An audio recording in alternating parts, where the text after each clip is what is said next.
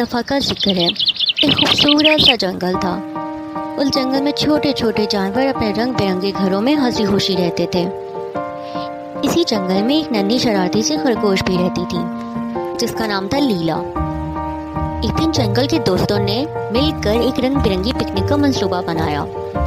लीला ने सोचा, इस बार सबको मैं अपनी खास जंगली बेरीज चखाऊंगी जो सिर्फ मुझे पता है कहाँ उगती हैं। वो सुबह सवेरे उठकर जंगल के पोशीदा हिस्से से बेरीज चुनकर लेकर आई और इन्हें चमकती हुई टोकरी में संभाल कर रख दिया।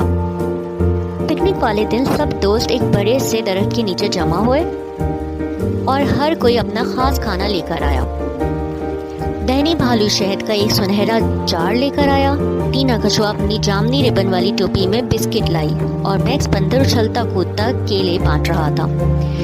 मगर जैसे ही सब खाने के लिए बैठे, लीला की चीख निकली, ओ नहीं, मेरी बेरीज कहाँ गई? टोकरी खाली थी, सिर्फ बेरीज की मीठी खुशबू बाकी थी। सब दोस्त हक्का बक्का एक दूसरे को देखने लगे। इतने में टीना कछुआ, जो सुस्त तो थी मगर बहुत ज़हीन भी, बोली, हमें आराम से सोचना होगा, बेरीज उड़कर तो नहीं जा सकती। तभी इसकी नज़र बैनी के पंजों पर पड़ी। वहाँ बेरीज का रस लगा हुआ था।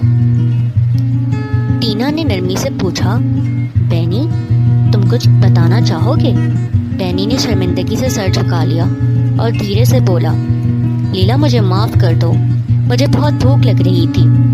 तुम्हारी बेरीज देखकर मैं रुक ना सका। सब खामोश हो गए। लीला ने बैनी की तरफ देखा। इसका चेहरा शर्मिंदगी से लाल हो रहा था। फिर वो धीरे से मुस्कुराई, आगे बढ़ी और बैनी को गले लगा लिया। बैनी, तुमने सच बोलकर दोस्ती की लाज रख ली। सच कभी छुपता नहीं और सच्चा दोस्त हमेशा कीमती होता है। टीना ने दानाई से कहा, गलती सबसे होती है मगर इसे मानना सबका काम नहीं। और फिर हुआ कुछ ऐसा जो इस दिन को और भी खास बना गया। डेजी हिरन ने अपनी क्रंची कुकीज सब में बांटी। लीला ने खुश होकर अपनी छुपी हुई खास स्ट्रॉबेरी निकाली जो इसने आखिर में रखने को बचा रखी थी। पिकनिक एक बार फिर कहकों से गूंज उठी। दोस्तों ने ना सिर्फ खाना बांटा बल्कि मोहब्बत और सच्चाई भी। दोस्तों, हमें इससे यही सबक मिलता है, सच्चाई दिलों को जोड़ती है और दोस्त वही जो गलती पर भी साथ ना छोड़े।